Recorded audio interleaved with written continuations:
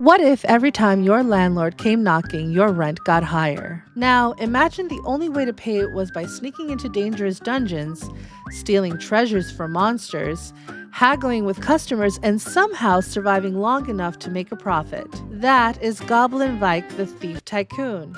And after spending hours with the game, I still can't decide if it's a Metroidvania, a roguelite, a shop simulator, or all three at once. But somehow, it works. You play as Vyke, a goblin who inherits his father's business along with a debt that seems determined to ruin your life. Every few days, Lucius arrives to collect his payment, and if you thought things were going to get easier, think again. The debt keeps growing, which means you're constantly under pressure to earn more money than the last cycle. And that's where the game's addictive loop begins.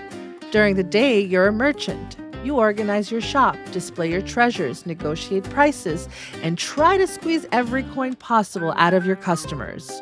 But when the sun goes down, you're a thief.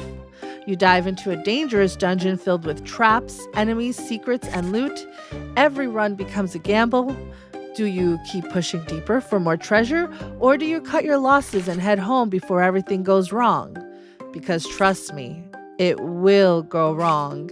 More than once, in fact, I found myself carrying a backpack full of valuable loot only to get taken out by an enemy moments before escaping. And when you die, you're not simply respawning and moving on. You're losing progress. You're losing money. And sometimes you're losing several in-game days worth of effort. That constant risk creates a level of tension that kept me saying, just one more run. And one thing that immediately stood out to me was the art style. The moment the introduction began, I was hooked. The world is colorful, charming, and full of personality.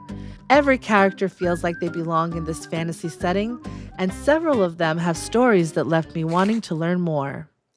As someone who enjoys fantasy fiction and lit RPG worlds, this game felt like stepping inside one of those stories.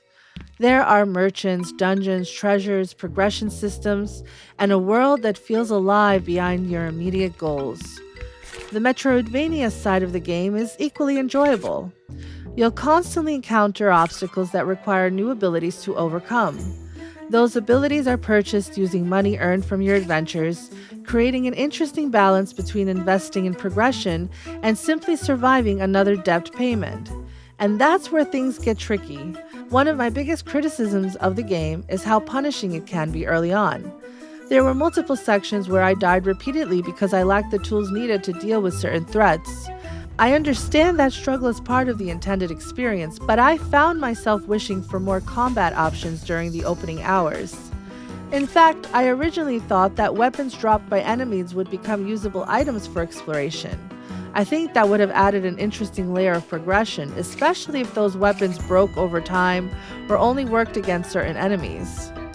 The game does allow difficulty adjustments, but once you make that change, you can't switch back. For me, that removes some of the flexibility that would have helped players find their ideal challenge level. The other issue is repetition. The core gameplay loop is fun, but after enough hours, you'll begin repeating the same routines over and over again. I think the game could benefit from additional mini-games, side activities, or more things to do during the daytime shop management segments. That said, none of these issues stopped me from enjoying my time with the game. What Art Thieves has created here is a unique blend of genres that somehow manages to feel cohesive.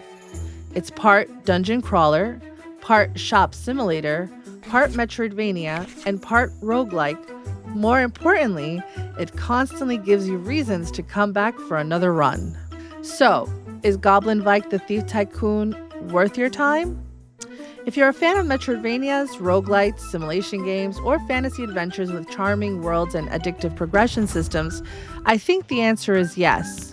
It isn't perfect, it can be frustrating, it can be repetitive, and it can absolutely punish your mistakes. But it's also charming, creative, and surprisingly difficult to put down. My final verdict? Goblin Vyke, the Thief Tycoon, is a delightful blend of exploration, thievery, and progression that kept me engaged long after I intended to stop playing. And honestly, I still owe Lucius money. If you enjoyed this review, don't forget to like, subscribe, and let me know in the comments, would you pick up this game? Why or why not? Thanks for watching, and I'll see you in the next video.